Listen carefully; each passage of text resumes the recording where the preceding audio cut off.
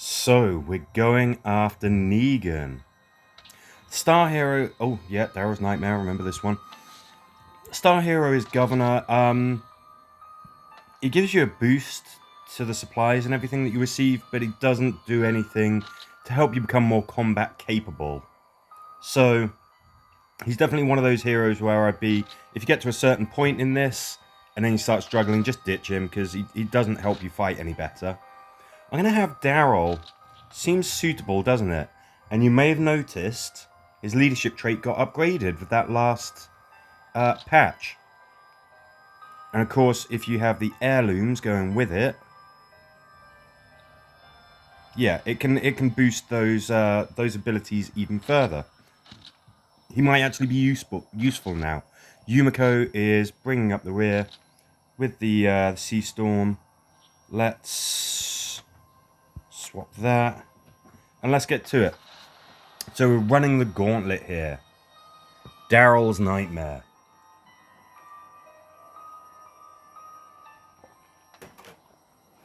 Based on a somewhat legendary episode, that one with the song Easy Street. So to start off with, you're going to be fleeing from some walkers that appear behind you, but really there's walkers everywhere. There's no threat counter, so you can be as noisy as you want. For the governor, I gave him the decimator, because it has that nice big large blast. In terms of tactics and strategies, I guess Glenn might have been a good choice. He'd be able to switch those radios off. You've got to switch all three of them off before you can escape. He'd be able to do that and then, peg it. And then still be able to move, because that, of course, is his lucky dumpster ability. You've got to think about who you're going to be using to switch the radios off with. If it's not Rick, they're going to be stuck there. They're going to use up the rest of their turn to do that. There's lots of very tightly packed bunches of enemies. So I think area effect weapons kind of work well. Certainly want somebody speedy to finish this off, because some more walkers are going to appear. Yep, there we go. Switch it off. Walkers come to see what on earth you're doing. Who turned off my tunes? Characters like Tyrese could be good, because he can create that debuff circle. Slows all the walkers down. Just chuck that out behind you. They're going to be slowed down for as long as they're going through that circle. That buys you some time, and it also hurts them. So that's an option. Glenn, because you can turn the radios off and still have an action left. He can cover a lot of the map very quickly. And he's a scout, so he hits hard. Connie, get the extra damage and the charge points so that whatever's in front of you, you can hopefully clear it with lots of powerful attacks. Just not the governor. The governor, he's going to boost some of your rewards. That's it, really. I use him for easy farming missions, but anything where you're actually going to be facing a challenge, he's not a very good leader. He has to be in the leader spot as well to actually get you those extra stars from being the star hero, and for his leadership trait to kick in. Quiet the noise and kill all the walkers. Okay, I'm tempted to take my own advice. I was just keen on using Daryl because, well, yeah, he's had that new boost, and I'm just wondering, is he pretty decent now? Maybe. Yeah, I'll go with this. With Yumiko, we get a chance to double tap with the governor. I believe there are hordes of walkers here, and there is a thing that you've got to interact with, or a couple of things.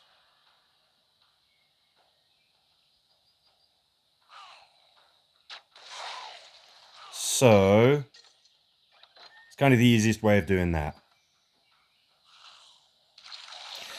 While the radio is blaring, it will attract walkers. More and more walkers will just come flooding in. So, that is what I recommend you do. Get that radio switched off immediately.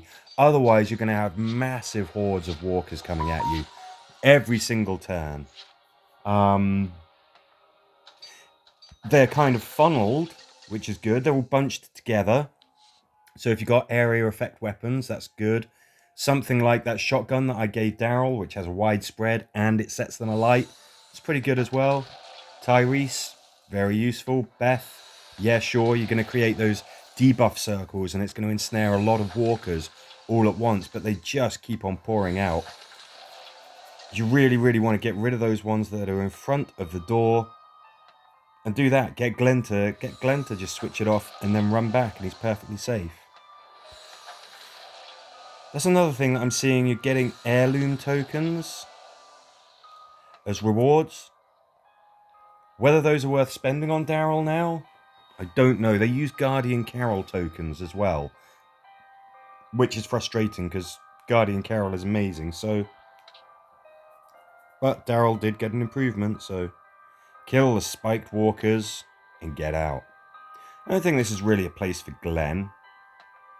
I am keen again to use Daryl.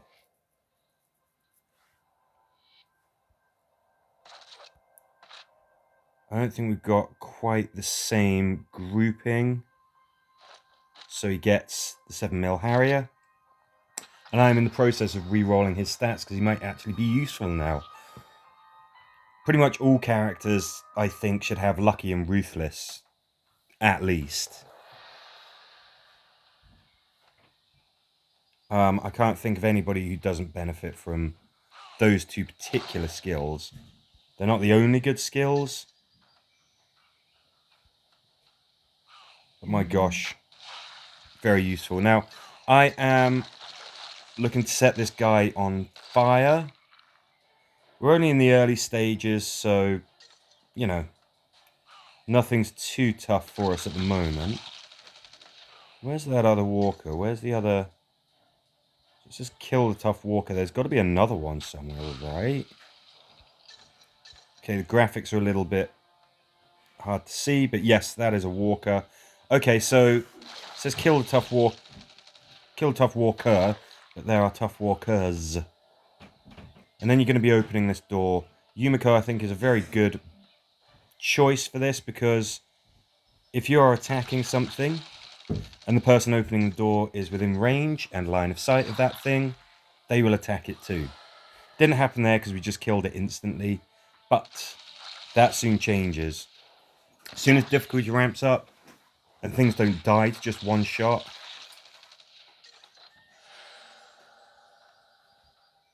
so Yumiko, I think Yumiko and Connie are both great for the same reason. The characters can be completely occupied, opening doors, opening crates, you know, whatever.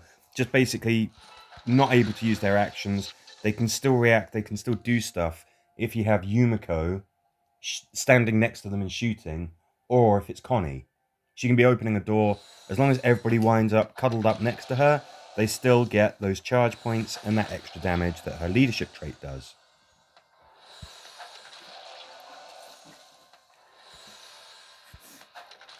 Lovely.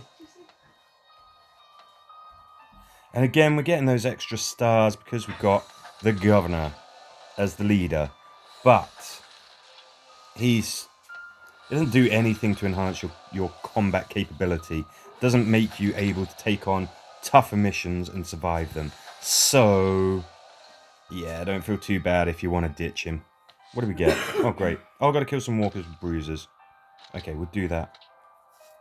Beach life. Get off the beach. Oh, my gosh. Oh, this one's... Okay, so this is based on the worst episode of The Walking Dead, where Tara just wandered around and found Oceanside.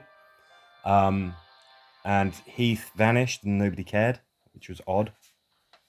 The mission I remember the actual episode mission being tough, because you just have Tara with whom to do it. I think slow and steady kind of wins the race here. And who knows, maybe this is the kind of mission where new Daryl could actually be useful. there is a chance that his shots will be silent, just like that. And I think it's his silent shots that give a chance for charge points. This is just a tough one. You've got a lot of stuff to consider, like the threat counter, so you don't really want to be making noise. You got an awkward map layout. You got things like him just popping up. It's tough. So he always pops up as soon as you're about halfway through the map. A goo will turn up. And that's a problem if you've got ranged characters, because blow him up too close to you and you get stunned. Blow him up at all and he makes a load of noise. I would say that when this starts to get tougher, I would really be considerate of that threat counter. You don't want to be making this much damned noise unless you're sure that you can really just power through. If you had a team like Sasha, Yumiko, Mercer, then maybe you can just punch through.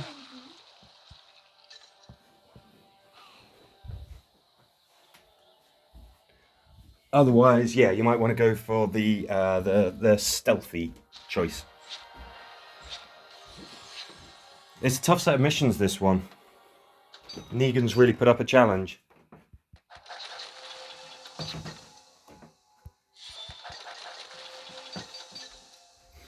Oh, I've still got that double XP full gas. That is the reward from the last patch.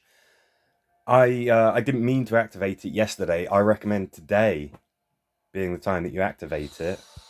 When you're going through these early missions of the challenge, you can zoom through them and you're going to get a decent amount of XP.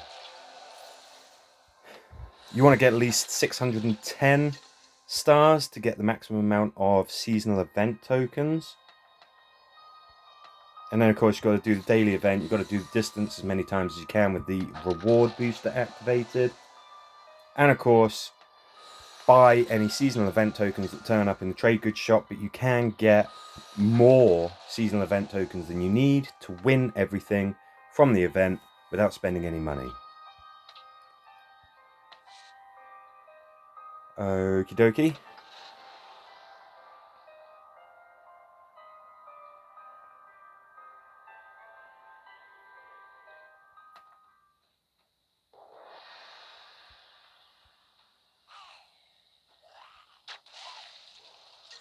So this is what it sounds like.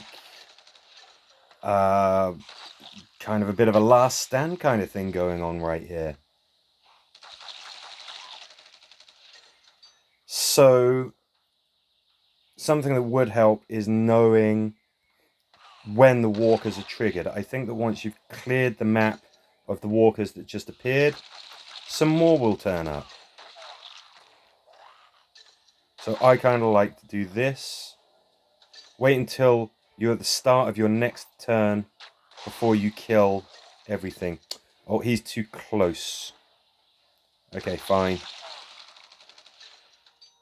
Doesn't matter. So that one, definitely a bit easier. The walkers, they spawn from the right, left, bottom of the screen.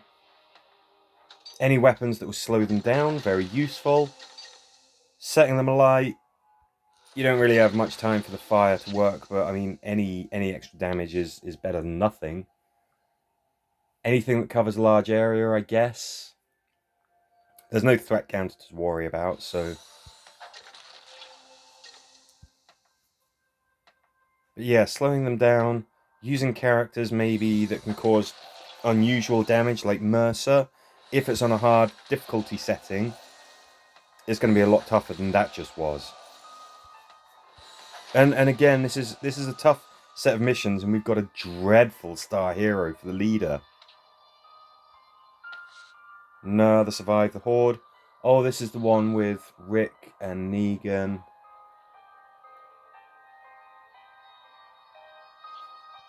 I'll stick with the same team. Definitely want to get some experience with Daryl. He does seem to be improved. It's just a question of whether you can rely on his abilities, his traits. I'm sure that once the heirlooms are fully boosted, they're much more reliable, but then I don't know. Have they made an otherwise virtually unusable character good again, or are you just struggling to make somebody who's not very good halfway usable? It's tough to tell at this point.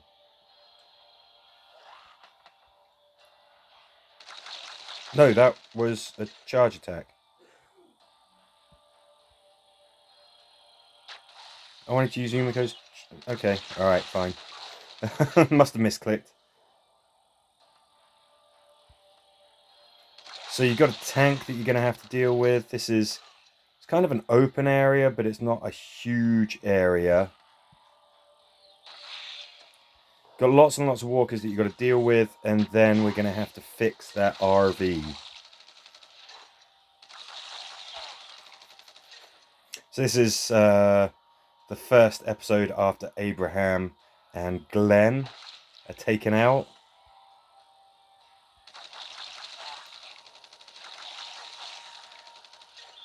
I think definitely any weapon that can slow walkers down is just... There's not really any time when it's a bad idea to take it. Now for this, we could fight a rearguard action, or we just open the door and go. Mission is not to wipe out every single walker that presents itself. It's to get in the RV and survive. So as soon as that door is available for unlock, just unlock it and just get out of there. Especially if those walkers are closing in and you're finding it hard to deal with them. Okay, so that's what we've got for this weekly challenge. Rise up to Negan. It's a tough one. There's some tough missions there. If you're struggling with anything in particular, let me know. Either I or somebody in the community will be able to help you. Don't forget, just ditch the governor if you're struggling. Who cares about the extra stars? If it's starting to feel like a grind, just ditch the governor. Pick a team that you're confident with and have a better time of it. Have we got 666 stars? 666 stars. Awesome. All right, okay. I will call it a day there. Good luck with this one. As ever, catch you on the next one.